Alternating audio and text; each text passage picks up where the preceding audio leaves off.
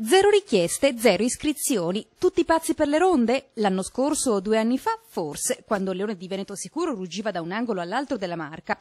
Probabilmente, dunque, ai trevigiani piacciono i pattugliamenti più spontanei rispetto a quelli di Stato, sdoganati col pacchetto sicurezza che da sabato scorso è applicabile grazie alla pubblicazione del regolamento attuativo. Al momento in prefettura non è pervenuta alcuna domanda di adesione alle associazioni che saranno autorizzate a svolgere questo tipo di attività, motivo per cui sul territorio provinciale promette di avere successo, ancor più del decreto Maroni, la disposizione operativa con cui il Viminale ha concesso una sanatoria di 6 mesi per le vecchie ronde. Sindaci rondisti come Gian Antonio della Re di Vittorio Veneto e Alessandro Bonet di Godega di Sant'Urbano, infatti, sono pronti a firmare l'ordinanza che proroga fino a febbraio 2010 la validità delle modalità seguite finora.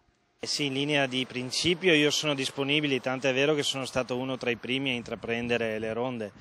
Credo sia una presa d'atto importante anche da parte del Ministro, perché comunque nelle nostre zone la realtà del controllo di territorio fatto con volontari è già ben affermata. Per il prossimo semestre, dunque, i volontari di questi comuni potranno continuare a uscire con le auto e con le divise utilizzate fino adesso, nonché in gruppi composti anche da più di 3 persone, senza limiti di età e liberamente iscritti a movimenti o partiti. Con queste caratteristiche Godega si prepara a lanciare una campagna d'autunno. Prima di tutto faremo degli incontri informativi e formativi, quindi apriremo un bando per vedere chi tra i nostri cittadini vorrà impegnarsi nel volontariato per il controllo del proprio territorio.